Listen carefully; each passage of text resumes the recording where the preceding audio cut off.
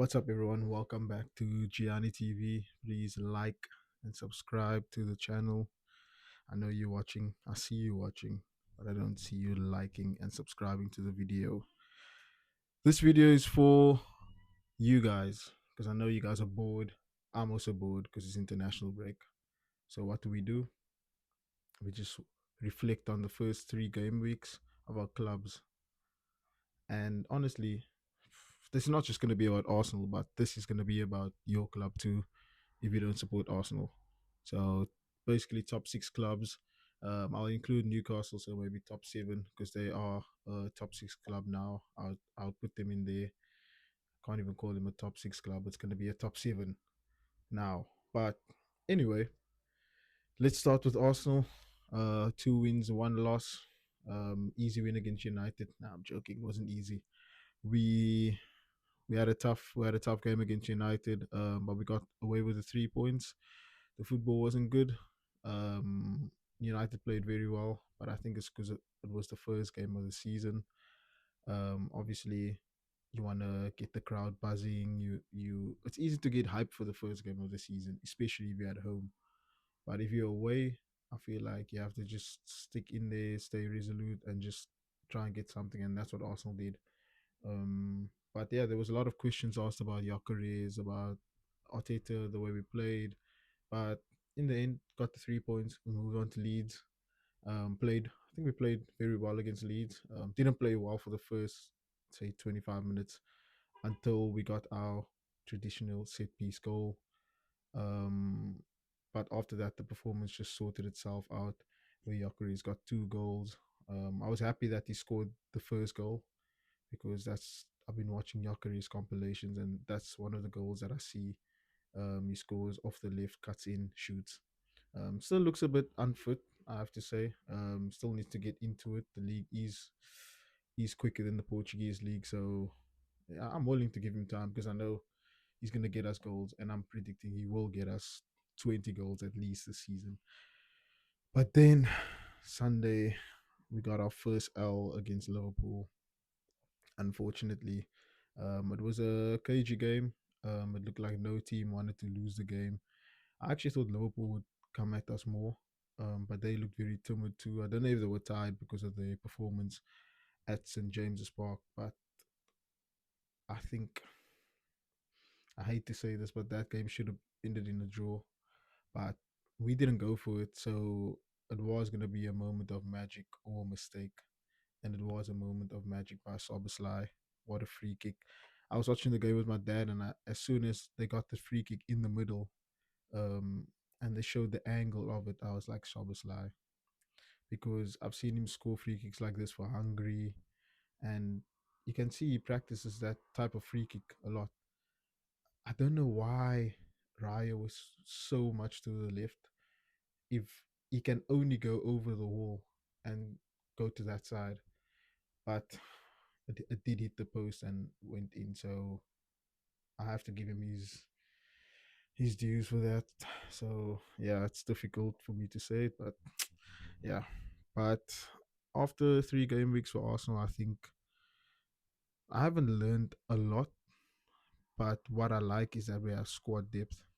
Um, what I've learned is that Madueke is a decent replacement for Saka on that right wing. I think he expresses himself more on that side. You can see he plays with a bit of a confidence.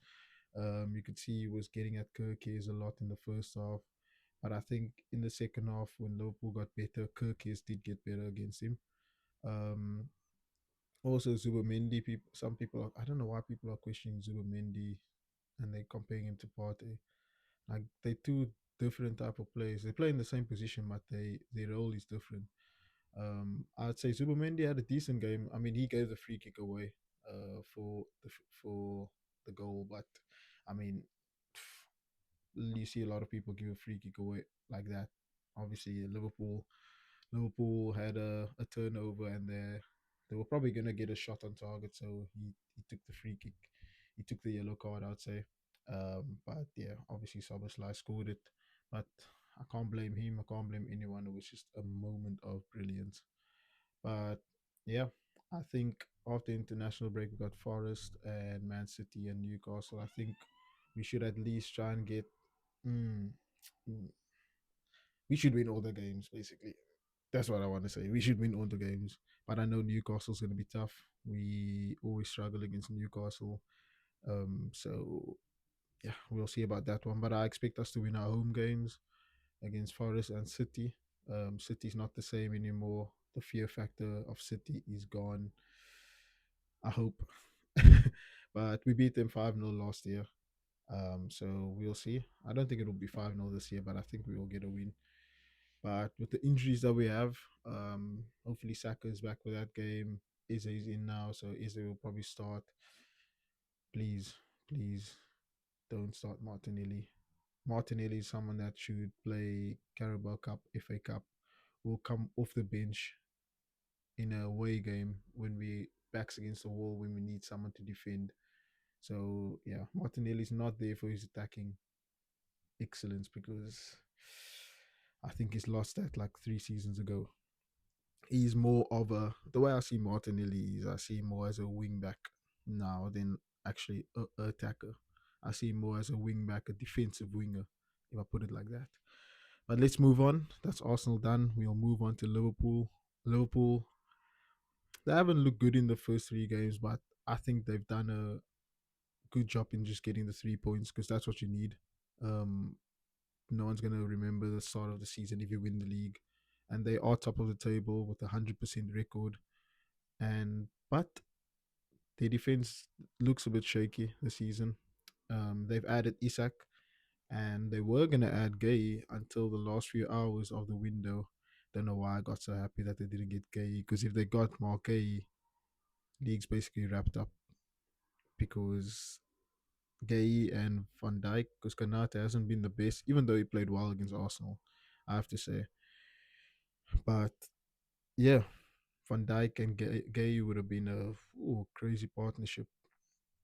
But yeah, I thought that I think that Liverpool this season, the style of play is different. I think it looks more controlled, it look more slow. You know, when you play at Anfield, you usually get that, first 20 minutes you have to hang in there. But they look more of a controlled side under slot. They like keeping possession of the ball and building up, which I don't know. I feel like if teams press them high, you got a chance because I don't know about I don't know about their front three at the moment. Obviously, this is pre Isak because Salah looks out of form. Gakpo looks okay, but Gakpo is not like Diaz. He's not like quick. He can't. He doesn't. He's not explosive. He's just someone that likes to cut in and shoot. But the way I see it is, Isak will obviously make that attack much better. But I think, yeah, Liverpool, they look okay. They're not like spectacular. Florian Wirtz, first 3 games, I'm not impressed.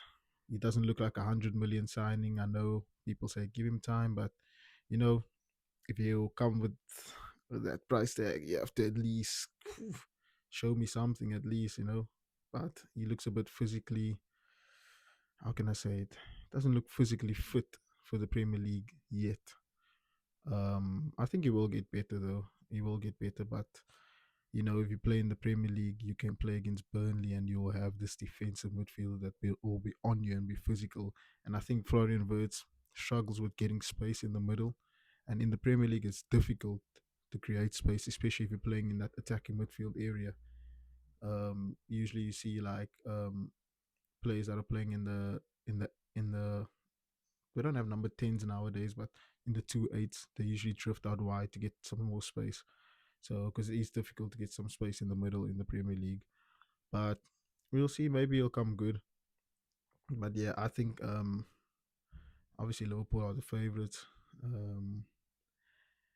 We'll see. We'll see. They got a quite an easy run after the international break, I'd say. I think they go to Burnley. They should be easily winning that because Salah is my captain. But Salah needs to sort himself out. Actually, he doesn't need to sort himself out. If he doesn't do well, and then you know what, we could be in for a shout. But we'll see. He needs to sort himself out on fantasy football. That's the only thing. But yeah, I think Liverpool's been okay. They got the 3 points that they needed. That's the most important thing. So yeah, moving on to Chelsea. Chelsea won against Fulham on the weekend. They didn't play too well. They honestly didn't play too well against Fulham, in my opinion. I thought they got lucky with the win in the first half, especially when Fulham scored.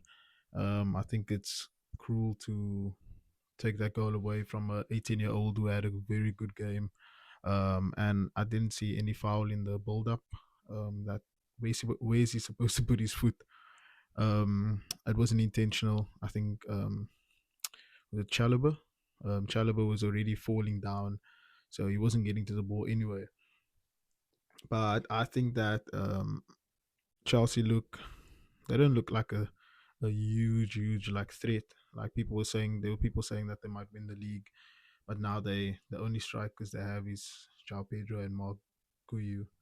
So if João Pedro has to play like 90% of the games and he gets injured, then they're left with a inexperienced striker. Which I watched him for Sunderland versus Huddersfield Town. I thought he was okay. Didn't think it was like anything like special, but he scored. But I didn't think it was like yeah. But yeah, it looks like Pedro is gonna have to play after Liam Delap's injury. Looks like he's out for a few weeks. So yeah, it's gonna be interesting seeing Chelsea balance the Champions League and the league and other competitions like the Carabao Cup with this squad. They signed a lot of players though. They signed a lot of wingers, but yeah, they look a bit short up front. So yeah, I think Palmer also being out, you can see they need his invention, his creativity. So yeah, they lack that quite a bit in that game, especially, and having that Enzo and Caicedo double pivot. Mm-mm. For me, I've never rated that double pivot. I think when Lavia comes in, he brings a nice balance there. Or maybe Reece James playing alongside Caicedo. But if Enzo and Caicedo's playing there, Chelsea looks like they don't have the most control in games. But yeah, I do expect them obviously to finish in the top three. I think they are better than City, Manchester United, Newcastle, and Tottenham. Um, I do think they are better than those clubs. And yeah, I just think their strength in depth will help them in the Premier League. But it's going to be interesting to see Enzo Maresca balance the team out because he could easily chop and change the team because of conference last season. So they had quite a good start last season, but they fell off during December when they had the easiest run of fixtures. I honestly thought they would, you know, be there in May to win the league, but they were in the top four race at the end of the day. But yeah, they still made Champions League, and that's important um, for them, especially as a club. But yeah, um, two wins, one draw for Chelsea. Unbeaten still, so keep it puts them second on the table, which is not a bad start. But it's especially with the fixtures they had, I feel like they should have had 9 out of 9 at least. It was three London derbies, but you know you're playing two of them at home, so surely should win should win all three of them because West Ham away. A lot of teams beat West Ham away. I think they're still adapting to that new London stadium, honestly. Because when Arsenal goes there, we score 3 goals minimum. City goes there, they score. Chelsea scored 5 the other week. So yeah, but we'll see in the future when Chelsea has a tougher run and Champions League starts. Then we'll see if they are actually in this title race or they just, you know, in the top four.